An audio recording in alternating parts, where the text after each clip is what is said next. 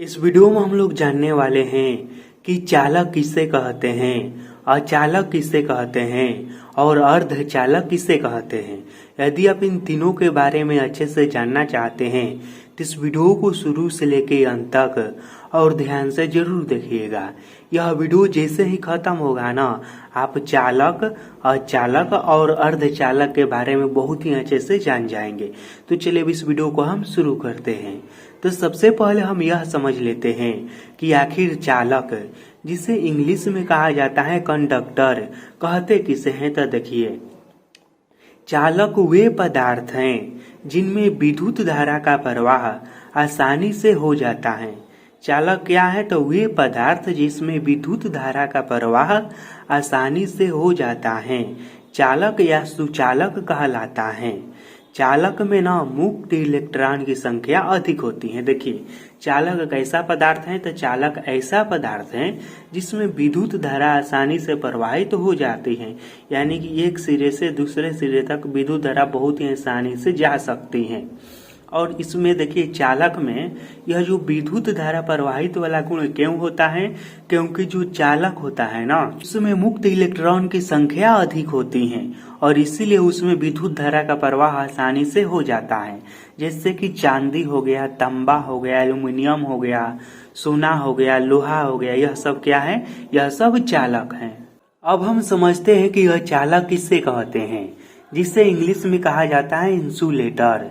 तो देखिए, अचालक वे पदार्थ हैं जिनमें विद्युत धारा का प्रवाह नहीं होता है। अचालक कौन सा पदार्थ है? तो वैसा पदार्थ है जिसमें विद्युत धारा का प्रवाह बिल्कुल भी नहीं होता है, उसे ही अचालक पदार्थ कहते हैं। और इसमें विद्युत धारा का प्रवाह क्यों नहीं होता है? क्योंकि इसमें मुक्त इलेक्ट्रॉन की संख्या नहीं होती है। जैसे में अब देखिए, अचालक में कौन कौन सा पदार्थ आएगा। तो चालक में हो गया रबड़ हो गया, प्लास्टिक हो गया, कांच हो गया, लकड़ी हो गया, यह सब क्या है? यह सब अचालक है, इसमें विद्युत धारा का प्रवाह नहीं होता है। अब हम यह समझ लेते हैं कि अर्धचालक किसे कहते हैं, जिसे इंग्लिश में कहा जाता है सेमीकंडक्टर।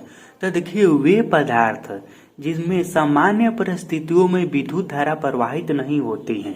कैसा पदार्थ? तो ऐसा पदार्थ जिसमें सामान्य परिस्थितियों में, यानी कि इस तरह से तो उसमें विद्युत धारा प्रवाहित नहीं होगा, लेकिन उसमें तापमान बढ़ाने पर या फिर अशुद्धियां मिलाने पर, मान लीजिए उस पदार्थ के यदि हम तापमान बढ़ा देते हैं या फिर उस पदार्थ में हम कुछ मिला देते हैं तो उसमें विद्युत धारा प्रवाहित होने लगती है। तो इस तरह के पदार्थ को क्या कहते हैं?